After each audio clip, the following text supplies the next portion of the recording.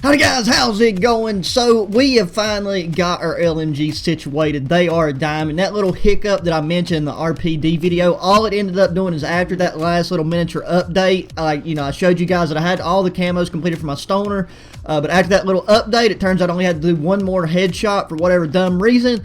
But anyways, that's behind us now. So now we've got our diamond LMGs complete, which is just that much, that's just another category out of the way for us. And the LMGs, bro, it doesn't matter what Call of Duty, LMGs always look so amazing. With the mastery camos, just because there's so much just real estate on the weapon to display whatever it is, whether it's like your end mastery like our DM Ultra, or in this case the diamond. But that's enough talking about that. Let's take and jump into it. Starting with our gunfighter setup, which like the other LMGs is really the Mac Daddy. It does do best whenever you can take and equip it with all these attachments. Starting off, the one that's been constant, tried and true, is the Cobra Red Dot, that 1.75 times magnification for the muzzle, sticking with the suppressor. The agency suppressor isn't horrible, but you don't need the bump in accuracy, and you might as well not dig down your firepower any more than you need to. So sticking with the regular suppressor is the way to go. For the barrel, I'm using the 16-inch cut down. I've tried these other ones, but I mean the stoners have got such a phenomenal rate of fire, you don't need that big of a boost within your your firepower, your damage. Feel free to throw it on if you find that to be an issue for you, but I like to have, with the gunfighter setup, that speed, just that extra point of speed in game, and in game mobility and movement. So that's that could be a personal preference thing depending on your play style, but because pre-aiming is a big deal with LMGs regardless.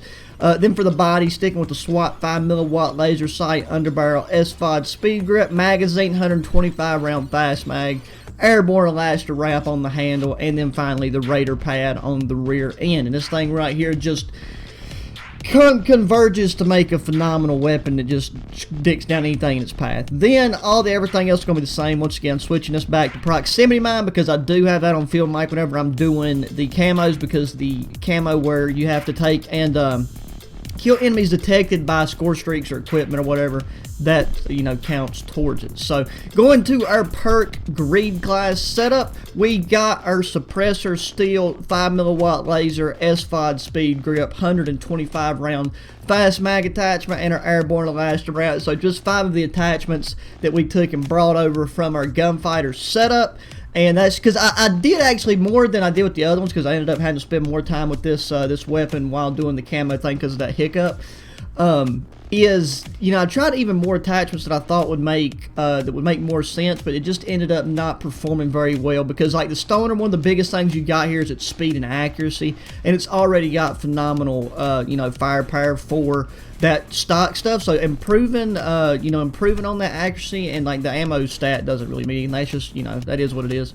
But it's just noticeable when it comes to winning your mid and even long range gunfights against people that are just rocking standard ARs or subs.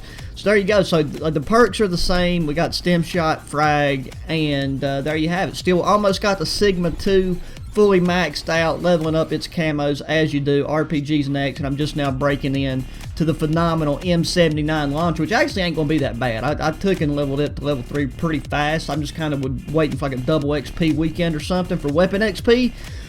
But yeah, so now let's take and hop into a match and run these here gun setups side by side and see how they do. We got team deathmatch, so unfortunately we didn't get a domination match like I'd hoped, but we're still going to rock with it, because I'm not going to have to show you guys a whole lot about this weapon for you guys to realize how gosh darn dope and swifty this thing is, bro. This thing just melts anything you got in front of you, especially when you hit that pre-aim. We'll see if we can get a little bit of a distance shot going for us. But it's like this spot right here on the other side, people either immediately run to it, or they take and they take their time, they sniff it out, boom, there we go. Let's take and pop him. Headshot out of all things. Let's see if we can get somebody through the wall right there. Right there, that slight erratic movement is just my right thumb having a stroke, so that's not even that much of the recoil of the weapon. And then we'll pop a reload here in a minute. There's a guy in the middle of the truck, so I've seen him there. So okay, teammates done, they're on that, flipping. Okay, here we go, boom, pop that. Still a kill from him. So Okay, I can already tell. So this is going to be a match where the enemy team is not going to be that aggressive in terms of their movement up the map. So that's honestly a good thing whenever you're taking and trying to rock and roll with a LMG. Having that SWAT 5mm laser, bro, the hip fire accuracy is so crispy with this thing. Going to take and pop some new ammunition in this. We'll take and if we already got 5 kills, so we'll switch to the perk greed class set up here in a second. Let me see. I couldn't even see him, the silhouette with some of the skins on these characters.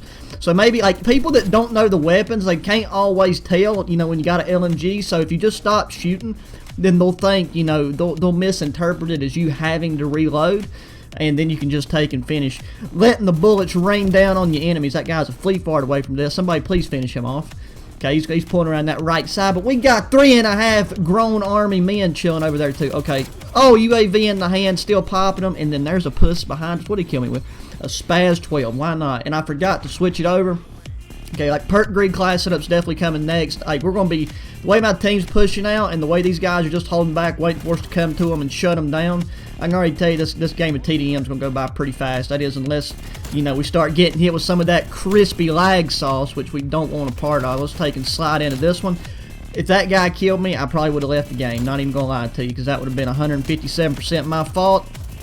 Boom, get him. Got some people still coming out of spawn. Dude, that is the thing that's just so, it's something that's kind of cheeky about the LMG, so it's like I'm not going to be using LMGs that much after, you know, I take and get, well, I mean, now that I'm done with them, honestly, just because, like, I feel like it kind of takes some of the fun out of multiplayer, really, because it's just so easy to go off with them on maps like Nuketown. Not, like, I mean, there's a lot of disadvantage in terms of mobility and ADS time compared to other weapons, but really just the reload time. I mean, look at that. We done got our HVAC. We're 17-1, so it's a killer game. The Stoner... The Stoner and the RPD's tied as my 2 favorite LMGs. There's a part of me that really feels like the Stoner is just that much better compared to the RPD. But then again, I've had matches with the RPD. Like I said, I dropped that nuke with the RPD, and that's, you know, like we're not camping, we're not like hanging back. We're just playing mid map, just taking our time, because, you know, we do have to hit that pre-aim as much as possible, because otherwise, we're just going to constantly be losing gunfights to people with ARs and subs, regardless of, you know, if they're pre-aimed or not. So you can get this guy behind that wall. Having a suppressor is big too whenever you got an LMG, because, I mean, you know, if you're going to be in a not stationary as in camping, but if you're locked down in a mid-map position and you're waiting, you know, for a couple people to pop out of spawn and make their way to you, then you want to be as concealed as possible, and that's where, like, the perk greed setup, where you got ghost and then you have a suppressor, you're really protected. And I mean, the accuracy and stuff is phenomenal with this as well. Plus, look at the iron sights, mate. That split, I can't remember the exact term. I've always called this a split tail front iron sight, but I'm sure it's got like it'd probably call it like a forked iron sight or something, but I just like the term split tailed, and that also stands for something else, if you know what I'm saying. Anyways, it's you know, it's a good sight. A lot of people, you know, are really married to optics on this game, and that's because of Gunfighter. The Gunfighter wildcard, because I mean, I've found, you know, I'm using optics way more than I ever have, just because with that Gunfighter wildcard, you might as well throw an optic on there. There's no real reason not to, because a lot of them can really, you know, accentuate a lot of the other attachments and actually help with your accuracy, your target acquisition, and you know, just having that clear sight picture on some of the weapons that do have, you know, less than desirable iron sights is very nice. So it's always a fan favorite of mine whenever I can take and have a weapon and use the iron sights with it, because, you know, in traditional Call of Duties, it was kind of pointless to waste an attachment on an optic unless there was something, you know, broken about the optic. Like I remember at one point on Black Ops 3 with the VMP, you could throw the ACOG on there, which, like, you'd think, hey, having the ACOG on the iron. No, it wasn't even the VMP, or it might have.